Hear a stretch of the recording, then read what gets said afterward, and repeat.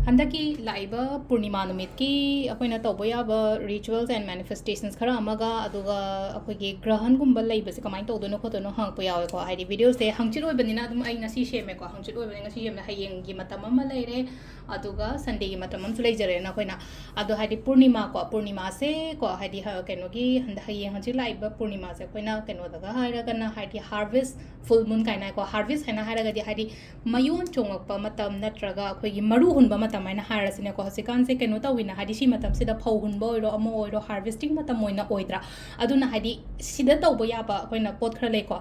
intention set तौबदो ngasai अखोइना canoe मरु हुनबा मतम दसो ngasai अदुगी मरुदो मयून चोंगकनी महै यालकनी हाइबगी दमकता हाइदि अदुगी आशा अमगा लोइना तौजरिदिनको अदुना same अदुमाइना हाइदारेको हाइदि 5 manifestation technique अमा आई शेयर तौजरके अदुगा ग्रहन मनुंगदा तौरोइदबा पोत अमा डू एंड डोंट्स खरा अमगा आई शेयर तौजरके को मैमदा अदो खतंग थेंगे वीडियो से दुम शेयर तौबिरो आई इचा इमानबा इचिन नाउ करी क्रा मैमदा को हाइदि मोने सुदुम तौबो खोपा यानबा सिंपल ओइबा को पोत अतै अतै केम चंगदुइना ते को सिलाइसे को अदो ngasai सिदा मु अखोइ पूर्णिमा नुमितकी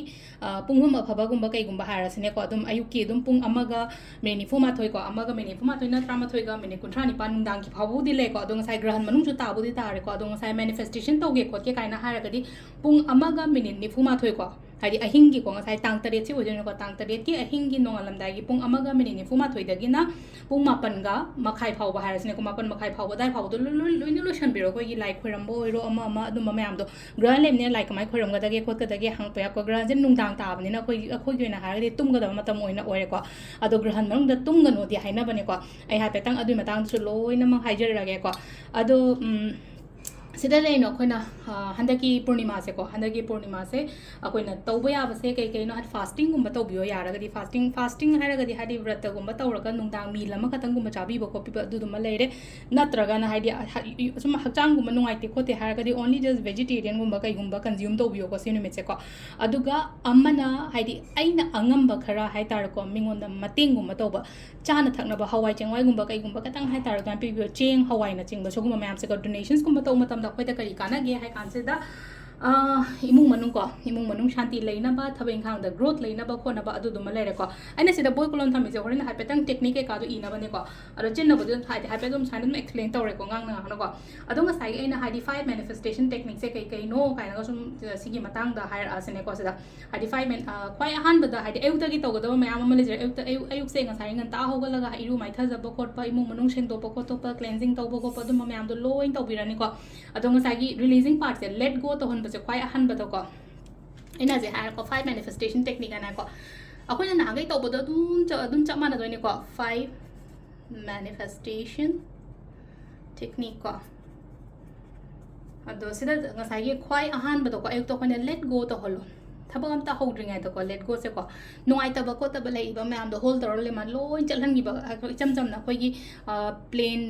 पेपर अमा लौरगा ब्लैक कलर की इंक ना कई ना तौरगा हाइता अदुमाइ तौरगा इथोगा अदुदुमा लेरको अदु इजरोइगे अदुम हाइ नॉर्मली अदुम मेडिटेशंस गुम्बा तौर को लगा रिलीज तौहनगे काइना खल्लगा सु कछु काइदे को अदु ngasai दुदुमा लेको हाइदि ब्लैक पेन नै इथोबा खोतोप रिलीज दा डिस्कार्ड तौगिबा पोतो इना पाम द पोतो सिंगुप्ता आङै सेगारगा हाइदि डस्टबिन दा कइदा नत्रगा ड्रेन गुम्बा कई गुम्बा द लंथोपिगो हाइदि फताउदि लंथोपम जगा दा इना पामजदबा पोत ओइबने अदुदुमा लेरेको लेट गो क्वाइ फर्स्ट को अदुगा नेक्स्ट ता हाइतारे को लेट गो तौबा लोइरेको अदु ngasai युमगी कई की तौगदबा खोकदबा अदुम मैम अमा लेजरेको पूर्णिमा गी को अदुगा मथंग द खोइना तौबसे विजुअलाइजेशन साइन हारसनगा नंबर 2 द को विजुअलाइज तौबन हारगदि कइनो हाको हाइदि विजुअलाइजेशन से इंग्लिश की लोनदा लोन ओइना ओइरेको अदो ngasai विजुअलाइज तौदगानि मिड उशलगा हाइतारेको पोतो इमेजिन तौबा फील तौबा खनबा लाए फंगे बिलीव तौविबा हाइतारको सिजे हौजि हौजि ओइरेको हाइना दमाइन थबक फंगदबा काइन हारसनेको आई थबक फंगेको नत्रगा हाइदि आई नारगा लेबदो आई नाबा फरेको काइन मिसलगा सुम खल्लोबा हाइदि वखन हाइदि मंगबा हाइदि डे ड्रीम तौबगी टाइपता हाइतारको काइन मिसलगा सुम आइगी कइनो कोक्सिदको हाइदि अदुगी अफबा थॉट्स मयाम दो खल्लोबा सिसिना अखोइना विजुअलाइजेशंस को हाइदि 5 manifestation technique they number 1 the late go तो होलो हाइरेको नंबर 2 द विजुअलाइजेशंस गुम्बा कई गुम्बा दमाइ नंबर 3 को नंबर 3 से ना ग्रेटिट्यूड हाइदि ग्रेटिट्यूड से दुम अइंगोंदा पीबीरिबा मयाम से गिदमक्ता को ईश्वर सिदा अइना थागत पे फोंदोक चबदो हाइदि ईश्वर बुंगो अइंगोंदा पीरिबा मयाम से गिदमक्ता ꯍꯥꯏꯗꯤ ꯊꯦꯡꯛ ꯌꯨ ꯍꯥꯏꯇꯥꯔꯦꯀꯣ ꯆꯥꯟꯕꯤꯕꯁꯤꯒꯤꯗꯃꯛꯇ ꯍꯥꯏꯗꯤ ꯏꯁꯣꯔꯗ ꯊꯥꯒꯠꯄ ꯐꯣꯡꯗꯣꯛꯆꯕꯗꯣ ꯑꯩꯈꯣꯏꯅ ꯌꯥꯝꯒꯦꯔꯥ ꯌꯥꯝꯃꯣꯏꯔꯥ ꯑꯩꯒꯤ ꯏꯟꯀꯝ ꯈꯤꯇꯪ ꯑꯃꯁꯨ ꯂꯥꯛꯏꯅꯀꯣ ꯃꯌꯥꯝꯗꯧꯅ ꯍꯥꯏꯗꯤ ꯃꯤ ꯑꯃꯒ ꯃꯥꯟꯅꯄꯣꯠꯇꯦ ꯍꯥꯏꯗꯤ ꯊꯥ ꯑꯃꯗ ꯀꯔꯣꯔ ꯇꯥꯟꯕꯁꯨ ꯌꯥꯎꯏ ꯊꯥ ꯑꯃꯗ ꯂꯤꯁꯤꯡ 10 ꯀꯨꯟꯗꯪ ꯇꯥꯜꯂꯒ ꯍꯦꯄꯤꯂꯤ ꯍꯥꯏꯇꯥꯔꯦꯀꯣ ꯌꯥꯝ ꯅꯨꯡꯉꯥꯏꯅ ꯂꯩꯕ ꯏꯃꯨꯡꯁꯨ ꯂꯩꯖꯔꯝꯒꯅꯤꯀꯣ ꯑꯗꯨꯗꯨꯅ ꯍꯥꯏꯗꯤ ꯒ꯭ꯔꯦꯇꯤꯇ꯭ꯌꯨꯠ ꯑꯩꯒꯤ ꯑꯔꯥꯛꯄ ꯈꯔ ꯑꯩꯒꯤ ꯂꯩꯔꯤꯕ ꯈꯔꯗꯨꯒꯤꯗꯃꯛꯇ ꯏꯁꯣꯔꯁꯤꯗ ꯊꯥꯒꯠꯄꯤꯕ ꯐꯣꯡꯗꯣꯛꯄꯤꯕꯗꯣꯀꯣ ꯅꯝꯕꯔ 3 ꯂꯩꯈ꯭ꯔꯦꯀꯣ ꯅꯝꯕꯔ 4ꯗ affirmations ko affirmations haina haragadi aina ngasai keno taw matamda haide akoina comment da kai haju biramo dum video se yeng ti na haide positive affirmation haragadi ai thabo phange ai na ba phare ai relationship yam phare ai gi pesang sai blockages later adu do affirmations de ba positive affirmation chin na ngang matam da su le ba haide sire i draga su le na ko haide ai na ngang thok pa matam da ai phare ai ngang se yam phare na traga haide ai hana ga haide hajang yam nungai re khole kana haide sigi affirmations na son ba tar son ba gu mani ko sam na har ba da ngasai gi phatta ba son de su afaba son se ba ai se tawru khuding da daw ya dre haide su podi ai se na hang ga ha ro de handak ti yam phare khole sai than da hai jo ba sigi pot se positive affirmations ko last ko action 5 manifestation technique and high ngasi ko let go visualization gratitude affirmation and action ngasa gi gratitude to re kano so to re ko hadi e re affirmations to re visualizations to re loi namak to re ko ngasa gi akoina gratitude kano e basida ko affirmations ila ngasa journal nunglen e ba khot pa adum ma am so let go da so journal iraga lang thokre ko action sina kai no ha matam da ko manifestations haraga only phammaga leiraga haidi aina tori manifestations so yorokani khulakani haina ngai le jo sopudi ai su honna ba ma changi dana ko aduna haidi thabak to matam da action lowo on having style dang sai to ge na khale poto action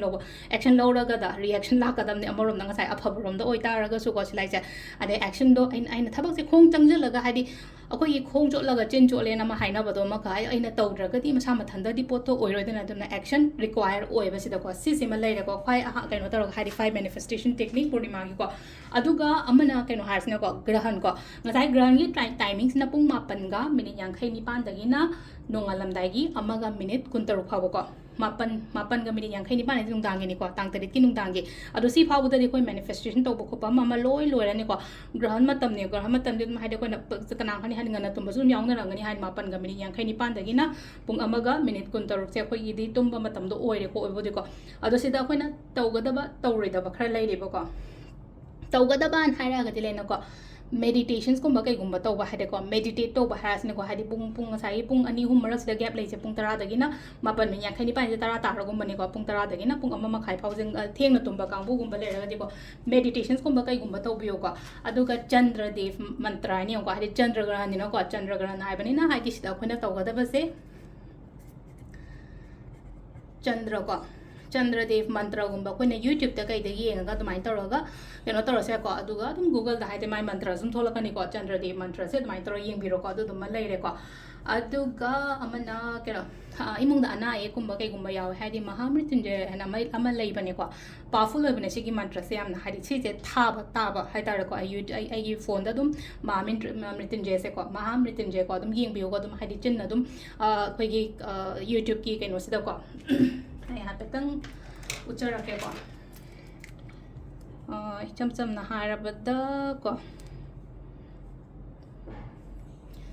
सिदा तुम अकोई ना type मक तो उधर सो क्या है नी सिदा अकोई अहन गई तंग के नो तो उधर बैठे याव बने को अदो सिदा यहाँ पे तंग उच्चार रखे को सिदा याव इसे को महामृत्युंजय मंत्र है याव इसे सिदा सिगी कहीं से है तारे को महामृत्युंजय को सिगी मंत्रस कुंभ से ताबी बको सिनेमित से मले रे को अदो अखोइना के अतै तो बया बको पहारगति महामृत्युंजय मले रे मेडिटेशंस कुंभ तो मले रे अदु सिना तौगदब पोट ले रे को तौरोइदब पोट है तारे को अफब थब इंखांग कुंभ कै कुंभ होबिगनो दे हाय को तो ग्रहण नंग जाय हिंग नुयाय दि करी अफब थब इंखांग दि कैसुदी हादि तौदे फमुंग द लेरगदब टाइमिंग ने को अदु दम लेरे को अदुगा ngaranggi kaigi cha insang yaragadi lemhangano mathangi numita chanaba khonaba grahan mangda leiba kani tawa potse dum tulsi manawdi hapaga dum sinaba yai ko taraga so nungdang oibani na haidi kitang khak thonggera khotkera adumaina gumba tobiro ko aduga laigi murti kari kara kemta so uno ko sai matam sida so ko budi so roi ngasai gi matam sina di yada bani na haidi nungdang tumga da matam oina laigi murti ke ka so ko padu dum leire ko aduga कैनी अखोई खुलाई से को हादि अथौब खुलाई गुंबा कई गुंबा पाइबी गनो हाइबने को सिलाई से को हादि अखोइना ग्रह मतम सिदा को ꯆꯟꯗ꯭ꯔꯒ꯭ꯔꯍꯟ ꯇꯥꯔꯤ ꯃꯇꯝꯁꯤꯗ ꯑꯗꯣ ꯁꯤꯁꯨ ꯀꯩꯁꯨ ꯑꯍꯤꯡ ꯑꯣꯏꯕꯅꯤꯅ ꯀꯩꯁꯨ ꯀꯩꯝꯇ ꯇꯧꯔꯔꯣꯏꯀꯣ ꯍꯥꯏꯗꯤ ꯇꯧꯔꯣꯏꯗꯕ ꯈꯔ ꯑꯩꯁꯨ ꯃꯌꯥꯝꯗ ꯁꯦꯌꯔ ꯇꯧꯖꯔꯝꯕꯅꯤꯀꯣ ꯑꯗꯣ ꯁꯤꯗ ꯉꯁꯥꯏꯒꯤ ꯀꯩꯅꯣ ꯍꯥꯏꯔꯤꯁꯤꯅꯦꯀꯣ ꯑꯗꯨꯒ ꯁꯤ ꯃꯌꯥꯝꯁꯦ ꯇꯧꯔꯣꯏꯗꯕ ꯈꯔ ꯂꯩꯀꯣ ꯑꯗꯒꯤ ꯑꯩꯈꯣꯏꯒꯤ